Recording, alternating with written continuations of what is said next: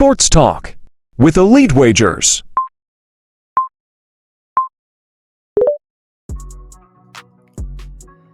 Yo, welcome back to another episode of Sports Talk with Elite Wagers. We're into week 11.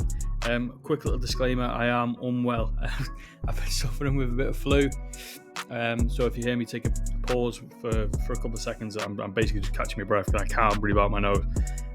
So a little recap on last week. We didn't do too well on the betting side with a few games or fights and things like that didn't go our way. In terms of the fantasy, a lot better. Personally managed to find a little bit of success, managed to get in the paid places on a few of my teams. Just a quick little rundown on some of the suggestions that I made for fantasy last week. Van Dijk had a 5.7, Milinkovic had 2, Pickford and Flecken both 2.5, Harvey Barnes 3.8, Mason Mount 6.1, Jared Bowen 8.4, and Mbembo 6.3. I had Jamie Vardy captained on all my teams, so he had 13.4 if you captained him. Wissa 7.7. Who else? Eze 8, Beto 6.7. So a lot of solid suggestions that I mentioned in last week's episode. And I'm actually going to continue that role in this week. I'm going to start off with the fantasy segment in this episode. Fantasy with FanTeam.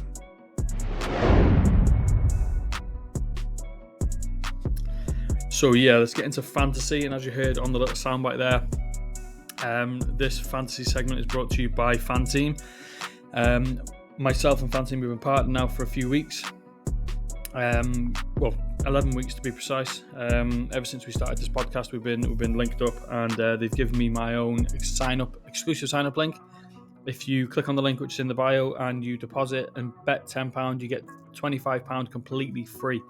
I'm going to be talking about the EPL Monster this week on FanTeam, so get yourself over to FanTeam if you're not already there. Sign up using the link as I mentioned. If you are there, make sure you get into this contest this weekend. Take a listen for all of my suggestions for this week's contest. I'm going to be going back to the same strategies I did last week. I'm going to go through each individual positions, and then I'll obviously give a bit of a guide on who I'm going to be thinking about making as captain as well. So we're going to start off in the goalkeeper area, and the first person I'm going to mention is Ederson for Man City. Quick little disclaimer, if he doesn't start, it will be Ortega in goal, which I'm happy with either anyway. But in terms of Ederson, he's ranked as the 5th best goalkeeper this season. He averages 4.2 points per match. He's got a very easy matchup now against the league's worst Southampton. In his 23 starts this year, he's got 8 clean sheets, 50 saves in total, which averages around 2.2 per game, and he's conceded 25 goals on the year. Ederson and Man City are now 3 points off second place Arsenal, so they're playing the worst team in Premier League history, which is league bottom 20th Southampton. They've scored just 25 goals on the season. They've scored multiple times in 4 games this year. Ipswich, Leicester, Forest and Liverpool were those 4 teams that they've scored multiple goals against. Southampton have won just 1 in the last 15. They've only won 1 home game in the Premier League, 2 on the season. Man City have kept 5 clean sheets in the last 10, so they've actually turned up defensively. 3 clean sheets in the last 5 games, and they've also only lost once in the last 10 games as well. So City away have lost only 1 in 6, kept 4 clean sheets in those games, including 3 clean sheets in a row. Ederson also kept a clean sheet in the 1-0 win earlier this season, so I don't think Southampton are going to be able to bother Man City too much in this game. The second goalkeeper choice I've got this week is again Mark Flecken.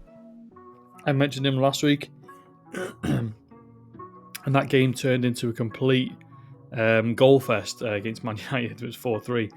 But Mark Flecken is the 12th best ranked goalkeeper, averaging 3.6 points per game.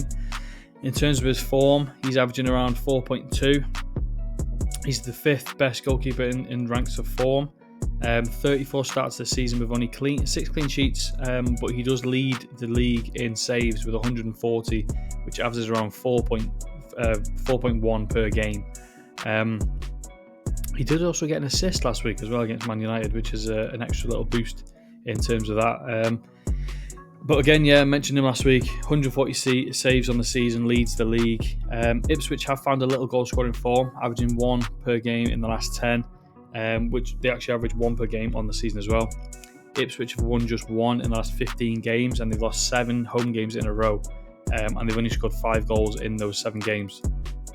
Brentford have lost 2 in 10, so a lot better form. Conceded 11 in the last 10 as well, but they do have 3 clean sheets.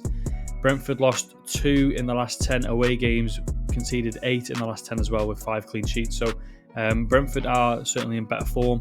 Flecken is the better option for the goalkeeper. And again, Ipswich, they may trouble Flecken a little bit, but I think the defence of Brentford and things like that can keep him pretty quiet. We'll move on to my next suggestion in the defensive area. And we're going to go with, who should we start with?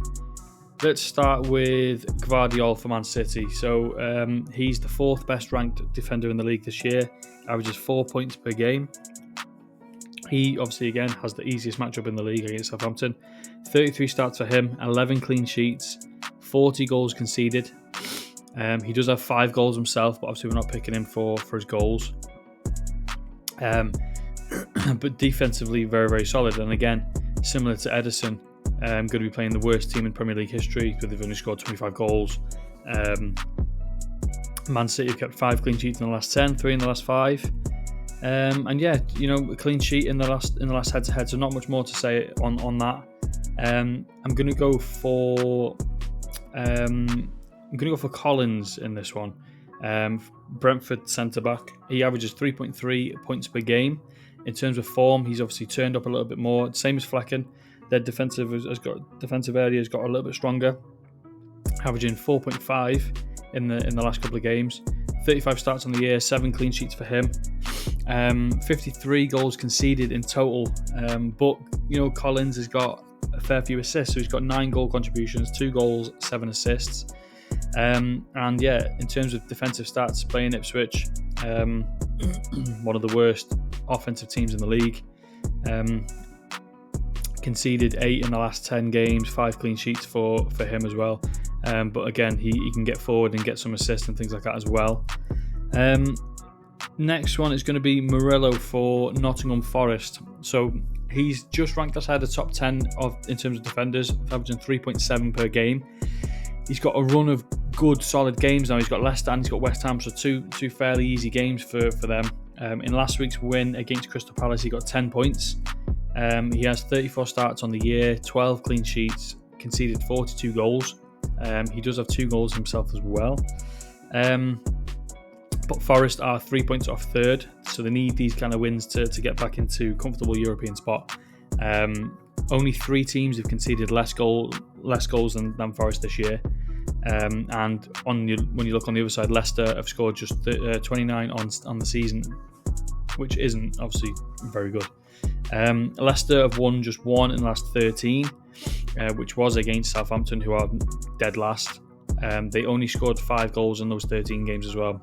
Although Forest's form has dipped a little bit, they've conceded 11 in the last 10, 3 straight losses at home, but before that they did go 12 unbeaten. Leicester have only won 2 away games this season, again against Southampton and Spurs. They've only scored 7 in the last 10 away games as well. And then when you look a little bit further back to their head-to-head, Forest won 2-0, so that would have been a clean sheet for Murillo as well. So my defensive options are there wrapped up. We'll move on to the midfield, and we're going to stick with Brentford. I've mentioned Brentford a few times already. I think they've got a very, very solid matchup head-to-head game this week. I'm going to go with Mbembo again. He's ranked as the 2nd best midfielder this season with 6.2 fantasy points on average. His form is a little bit higher than that, 6.8. He had a good game against Man United last week and a solid game against Brighton a few weeks ago. 35 starts on the year, 18 goals, 8 assists, so a huge amount of goal contributions, 26 to be in fact. 8 clean sheets as well for him, so he does get points for clean sheets as well. But again against Ipswich, but looking at their defensive stats a little bit more, they've conceded 35 on the season, but they have also conceded 13 in the last 5 games, 24 in the last 10, so averaging around 2 goals per game in the last 10. They've conceded 16 in the last 5 at home. 3 of those games they conceded 4 or more goals. Brentford, on the other hand, have scored 10 in the last 3 games, so their goal scoring is sky high at the moment, averaging 2 goals per game in away games. Mbembo, 7 goal contributions in the last 10. Brentford did win 4-3 earlier in the season, where Mbembo scored 2. He's averaging around 2 shots per game, 1 of those being on target, and he does have 66 chances created as well, which leads the team in chances created. So I think he's a solid option this week for your midfield. Looking at another solid option who's in form is Eze. Eze, he's ranked way down. Well, he's not way down. He's 23rd out of 346 midfielders, averaging 4 points per game, but his recent form boosts him up to 5.2. He's had 3 solid games in a row now. So he's had a solid game against Villa in the FA Cup. He had a solid game against Arsenal, and then he had a solid game against Nottingham Forest last week. So he's got 29 starts, 5 goals, 8 assists. So that's 13 goal contributions this season, which isn't his best. He does have 8 clean sheets added to that as well, so he gets points for a clean sheet too. In terms of this game, there's not much to play for either team. Palace are in decent form. They've lost 2 in the last 10. They've actually only lost 2 in the last 12 away games as well. 11 goals scored in the last 10 games. When you look at Spurs, they've conceded 57 on the season, 16 in the last 10 Premier League games. They have been consistently conceding goals. They did just travel to Norway in the Europa League when they played Bodo Glimt, and that's a pretty quick turnaround to play on a Premier League Sunday. They've conceded 9 in the last 7 games, including 7 straight games at home. Eze's obviously found form, like I mentioned, 3 goals in the last 3 games. 2 worldies as well, by the way, against Villa and Arsenal. 9 goal contributions in his last 10 games as well. He scored in the 1-0 win earlier in the season, but it was ruled out for offside. But he did get the assist for Mateta in that game. And then he also scored in the 3-1 loss last season as well. So he's got 2 goal contributions in 2 games against Spurs. He's averaging around 3 shots per game, 1 of those being on target. 54 chances created, which leads Crystal Palace as well. So he's another solid option to boost your midfield. And another solid option is going to be Youri Tielemans. He's ranked a lot lower than Eze at the moment, 52 out of 346 midfielders, averaging 3.4 per game. But his recent form puts him in the 7th position in terms of ranking midfielders in form, 6.5. So he's almost doubled his. He has actually doubled his fantasy score on the season in the last couple of games. 35 games started, 3 goals, 7 assists, 7 clean sheets as well. Youri Tielemans will play Bournemouth, which is a tough place to play. Bournemouth have lost just 3 in the last 10, but they have only won 2 in the last 10 as well, so they've drawn a lot. Statistically, Bournemouth are better than Villa. They've both scored 55. Bournemouth have, however, conceded 42, where Villa have conceded 49. But Bournemouth have conceded 13 in the last 10 games. They were to Ipswich, City, Spurs and West Ham, who all scored 2 or more goals. 2 clean sheets in the last 15 games for Bournemouth, which is a good thing for Villa. Villa have won 1 in the... No, hang on. Bournemouth have won 1 in the last 8 home games. They've drawn 2, lost 5 with 1 clean sheet in those games. But Villa have only got 3 losses in the last 10. 2 of those being in cup matches against PSG and Palace. Man City was the other last week. Or not last week, a few games ago. 21 goals scored in the last 10, so they are creating a lot of chances in their offence. Tielemans has got 6 contributions in his last 8 games with 60 chances created, which is most for Villa.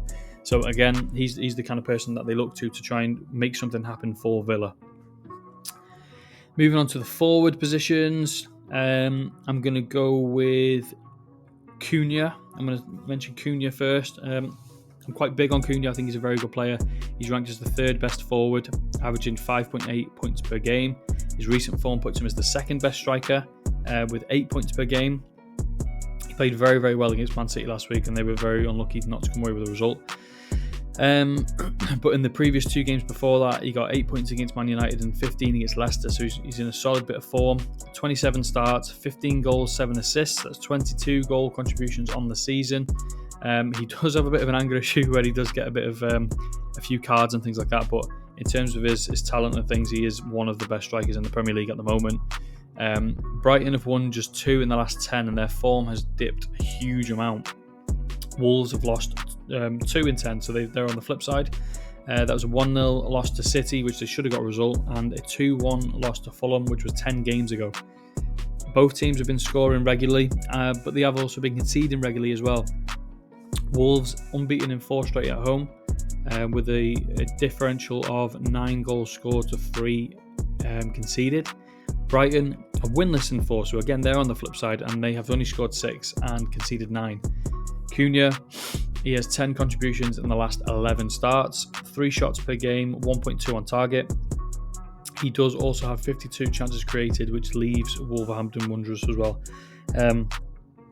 He is potentially a captain for me this week. I'm probably going to look at the next person I'm going to talk about, just because, well, when I mention him, you'll know why. And that's going to be Haaland against Southampton. Haaland, obviously, just coming back from injury, so he hasn't played too many games. But he is actually ranked as the second best forward from the games he has played. He averages 6.1, but his form is obviously 0 because he hasn't played yet. 28 starts on the season, 21 goals, 3 assists, so 24 goal contributions per game. Again, going back to him just coming back off injury, he hasn't played in, I think it's 7 games he hasn't played for. City need wins to finish. As mentioned before, they're very, very close to Arsenal. They need this win against Southampton. Safety net feature will obviously start Mamouche if he doesn't start, which I'm comfortable with as well.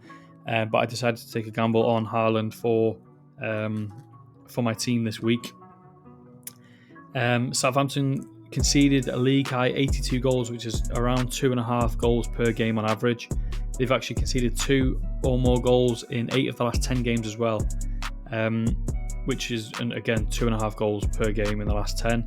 Ramsdale has 113 saves on the season, which is second most in the league, which obviously means the defence allows the goal to be peppered. Haaland did score in the 1-0 win earlier in the season. There isn't really much to say about Haaland. Obviously, everyone knows his talent and things like that, and everyone knows what he can do. I'm going to take a gamble on putting Haaland on. I may even take a gamble on putting him as captain as well. But again, safety net feature will start Mamouche if he doesn't start. And then the next one, again, there's not much to say about this one either, but it's going to be Jamie Vardy against Forest. I mentioned Jamie Vardy last week. I'm basically playing the narrative of he's leaving Leicester and he wants to end on a high. In terms of his season and his numbers, he's ranked as the 18th best striker, 3.5 fantasy points per game, 33 starts, 8 goals, 4 assists. So he's got 12 contributions. He's only 2 goals away from reaching double figures, which would be a nice thing for him to finish his time at Leicester with. As mentioned, needs 2 more goals. Tough matchup against the top defensive side in Forest. Vardy scored 1 goal in his last 13 games, which isn't obviously very good, and that was last weekend. He has 1.6 shots on target, shots per game, one being on target. There isn't much to say about Jamie Vardy. He's not been the best this year. Leicester haven't been the best this year. They're going to have a tough game against Forest, but I think he's a little bit of a value play. He's slightly undervalued. And what's he valued at? Let's have a look. Let me see. He is valued at where is it? Right, here we go. 5.3. So he is very, very low in terms of his valuation. And that is obviously because of the form and things like that of Leicester. They haven't been very good, and he himself hasn't been very good. But again, playing the narrative of he's leaving this season, I think he can sort of get some shots off and maybe even sneak one of those in the net. So there's my fantasy segment wrapped up for this week. Hopefully I shed some light on some players that you weren't thinking of. Hopefully I steered you away from a few players as well, which I know a lot of people are going to be playing, the likes of Haaland and Nuri and things like that for Wolves. So Hopefully I mentioned a few players which can sort of separate you from the rest and give you some extra points this weekend. Again, don't forget to go over to FanTeam. If you're not already a member, click the link in my bio for my sign-up link. Bet £10, get £25 completely free. Good luck to everyone playing fantasy this week. Football.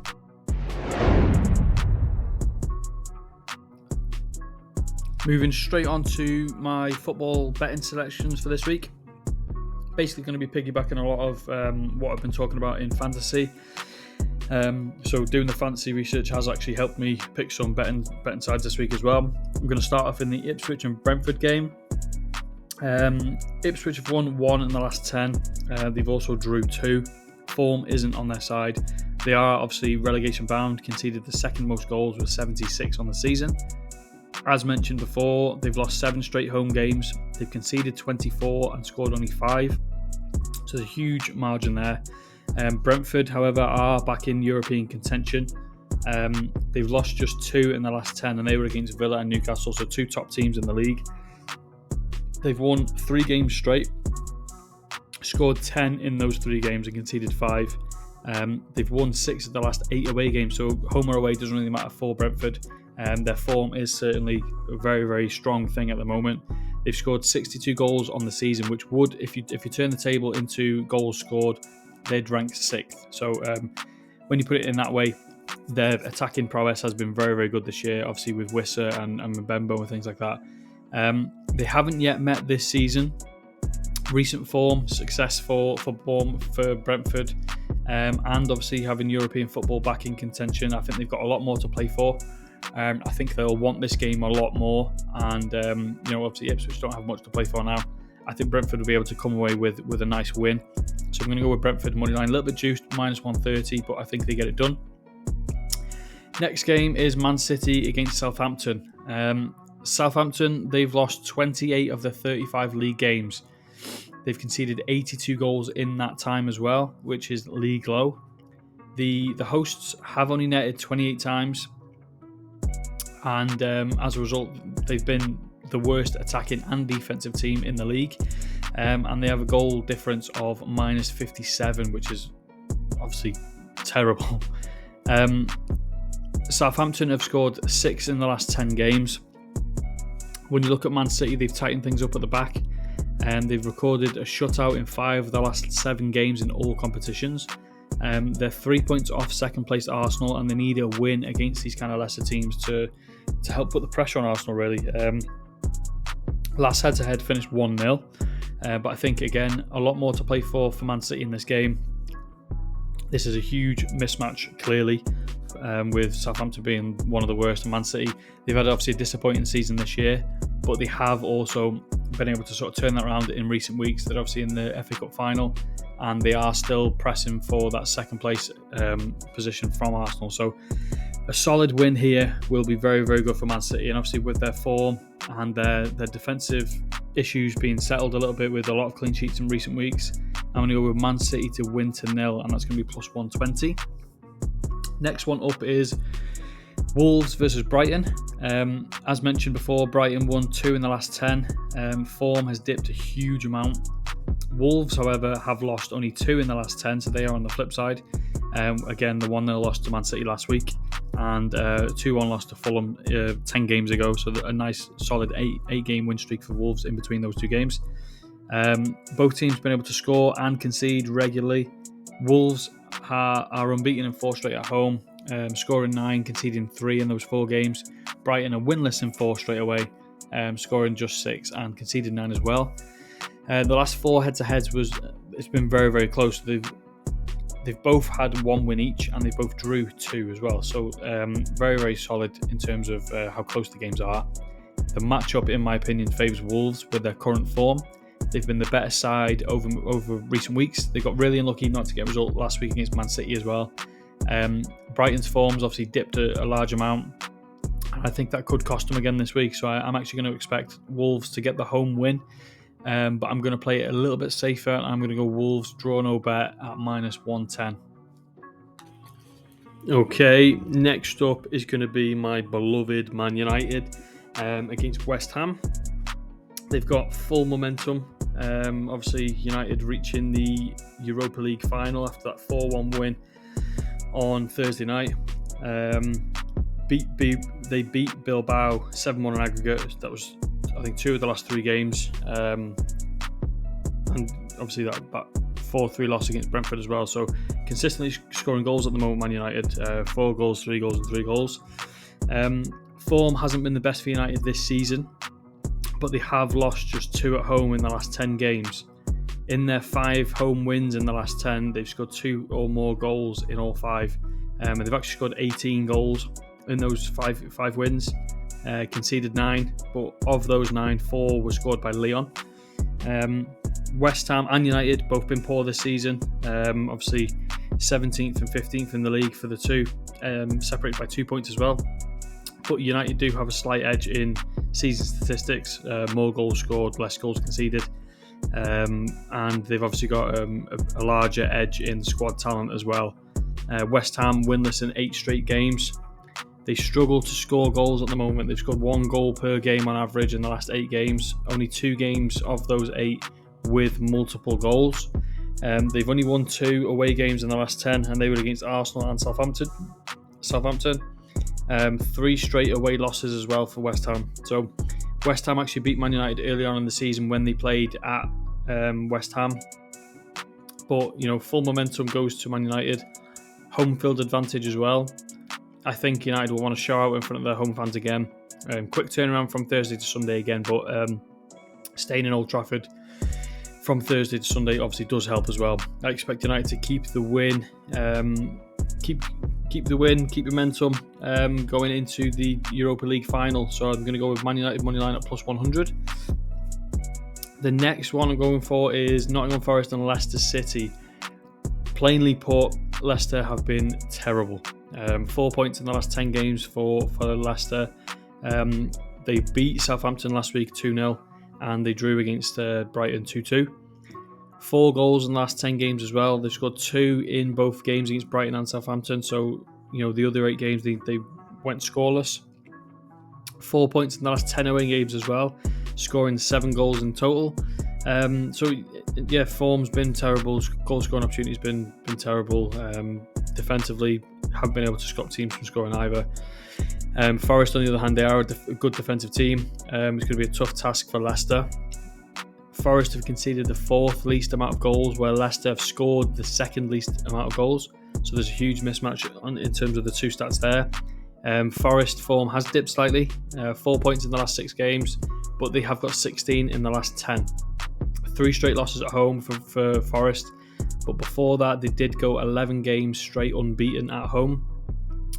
Forest are in the position at the moment where they need wins to climb back into comfortable European football spots for next season. Ideal game to get back on track and end the season well. Huge mismatch all over the field. Obviously I mentioned the defensive and offensive stats for both teams, but Forest are better offensively and defensively.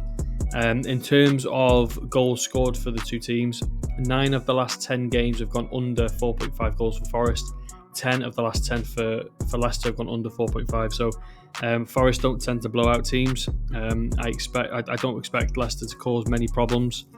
I think Forest get the win, and I'm going to add in under 4.5 goals to make this parlay nicely priced. So I'm going to go for Nottingham Forest money line and under 4.5 goals, and that's going to be plus 105.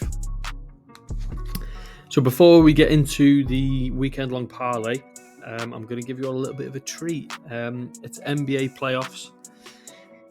My Cavs play tonight, and I've cooked up a little bit of a parlay which I think is going to hit, and it's really nice odds. So I'm going to share that now as well. So the first leg is going to be Cleveland Cavaliers money line. Currently down 2-0 in the series. We missed Garland for the first 2 games, and then we missed Hunter and Mobley as well for the second game. And despite missing 3 of our top players, we only lost by 1, and that was to a Halliburton buzzer beater. So we lost 119-120. On the series so far, we've shot 77 threes and only scored 20. That's an area which will improve. It's not going to stay around that. It will improve. If we get those 3 guys back, Garland, Hunter and Mobley, momentum could shift. I expect them all to suit up. Obviously, it's pretty much a do-or-die game now. I expect those three guys to come back into the lineup and cause a bit of problems for the Pacers. Obviously, the Pacers have been our bogey team this year. We haven't won too many games against them. Donovan Mitchell, however, has held it down. Obviously, like I said, we narrowly lost by 1 point in Game 2, but Mitchell scored 42 points, so he's carrying the team on his back. When he gets a little bit more help, we should be back to winning ways.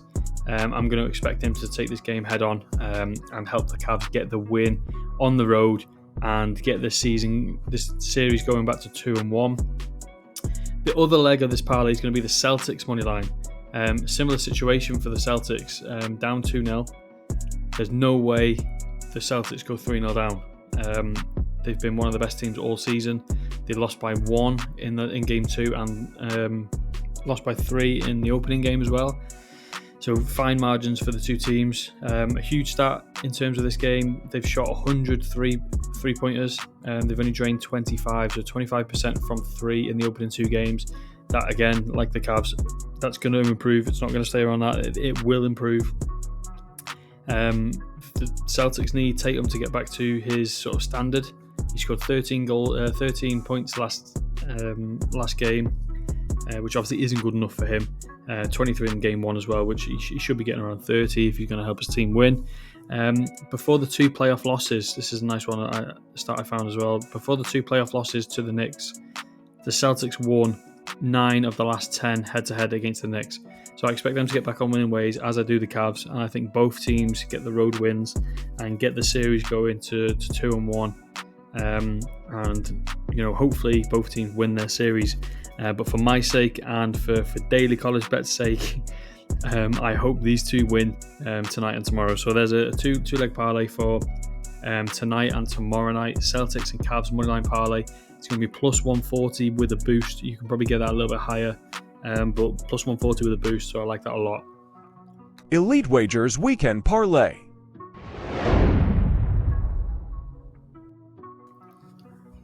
Okay, so into the final part of the podcast episode this week.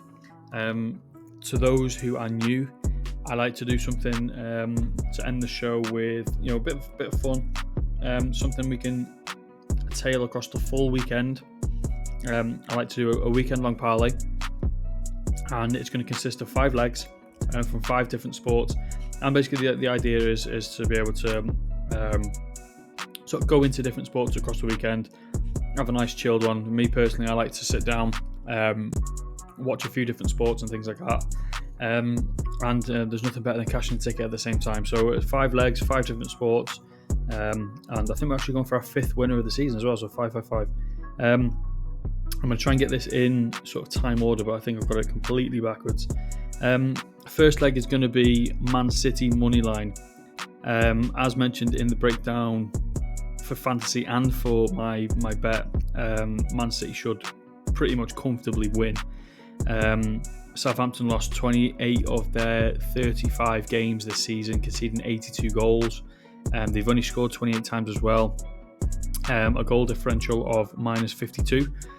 Southampton have only scored 6 in the last 10. Man City have, however, tightened things up at the back. They were a bit slack on defence. 5 shutouts in the last 7 games in all competitions. City are 3 points off second place Arsenal, so they need these kind of games to win to get into second place, and I think they'll comfortably beat one of the worst teams in the league this season. So the first leg is Man City moneyline.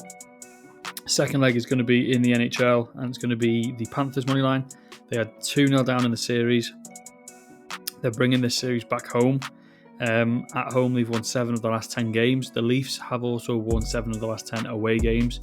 But the Panthers did manage to stay competitive in their losses against the Leafs. They lost 4-3 and 5-4. They need a bounce-back win, and obviously they need to win at home to stay in the playoffs. I expect them to take at least one of these 2 home games, and I expect that to start tonight. And I think they do get the win for their series to get it to 2-1. Next leg is going to be Celtics moneyline. Obviously, as I mentioned in the Celtics and the Cavs moneyline parlay, they've been one of the best teams all season. They've only lost by 1 and 3 in the opening 2 games. Their 3-ball will get a lot better. Tatum will also get a lot better, and obviously they had that nice record of 9 of the last 10 head-to-head games won against the Knicks before these 2 losses. There's no way that Celtics got 3-0 down. 3-0 down. Celtics money line is the third leg. We're also going to go for another play for tonight. It's going to be Tigers money line. So Tigers played a double header against the Rockies. They scored 21 total runs in those 2 games. They're back to Detroit now. They have a 13-3 record at home. Scooble is on the mound. He's been absolutely phenomenal so far. Pitched 40.2 innings. He's gave up only 10 runs. It's more impressive that he's allowed just 2 runs through 17 innings at home as well. So he's very, very shut out at home. Detroit currently lead the MLB with a batting average of .262. They also rank second in runs scored with 208 and third in total hits with 340. The Rangers, however, they rank in 25th in batting average with a .232, 28th in runs with 123, and 25th in total hits with 285. So they've got the clear batting advantage. Patrick Corbin starts for the for the Rangers, and that's enough said. All signs point to the Tigers money line in this one. And then we're going to go with Belal Muhammad in the UFC to win as well. Muhammad enters this fight. He has a 24-3 record, which is 15-3 in the UFC. He averages 4.39 significant strikes per minute with a striking accuracy of 43%. He absorbs 3 strikes per minute and has a 57% striking defense as well. He's a good grappler. He grapples a lot. He averages 2.2 takedowns every 15 minutes. And he's got a takedown accuracy of 39% and takedown defense of 89% as well. So he's very, very good offensively and defensively. Della Mandalina, can't say his name. He enters the fight with a 17-2 record, which is 8-0 in the UFC. He does have a slightly higher significant strike per minute average with 6.7, 53% accuracy as well. He also absorbs 4.2 strikes per minute, so he absorbs more than Belal Muhammad, and has a striking defense of 66%, which is okay. His grappling is pretty non-existent. He averages just 0.2 takedowns over 15 minutes.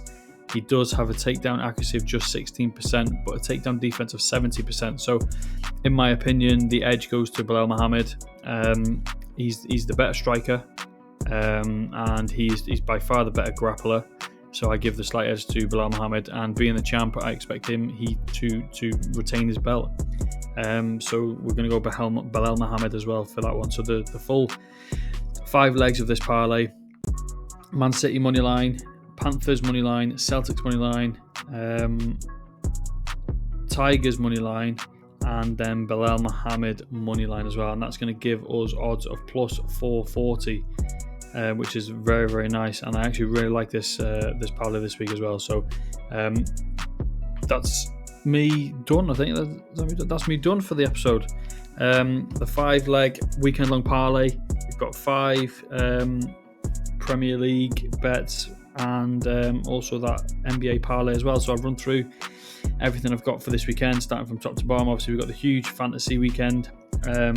I've gone big on fantasy this weekend, and I think it'll pay off. So if you want a recap of that, go back and listen to that one. In my opinion, it's well worth the listen. We've got Brentford moneyline at -130, Man City to win to 0 at +120, Wolves draw no bet at -110, Man United moneyline at +100, Forest moneyline and under 4.5 goals at +105. The NBA parlay, Cavs and Celtics moneyline parlay at +140, and then we've got the weekend long parlay, Man City moneyline, Panthers moneyline, Celtics moneyline, Tigers moneyline, Belal Muhammad moneyline +440. So yeah, I'm going to sign off. Appreciate everyone for listening so long. If you could all drop me a like, follow, subscribe, share with all your friends. The more interaction I get, the further this will go, and then the further this will go, the more people I can help win money every weekend. So yeah, my link for all my social media is in the link tree in the bio. Like I said, go over, follow me, drop me a like, comment, subscribe. All and any interaction is always grateful and welcome. So yeah, appreciate everyone for listening.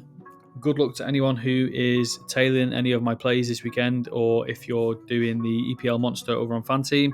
Again, remember to click over on the link to sign up. Bet £10, get £25 free. So good luck to anyone who's doing fantasy, anyone that's having a good little dabble on the bet this weekend. I'll be back next weekend. So I'm going to sign out and I'll catch you later.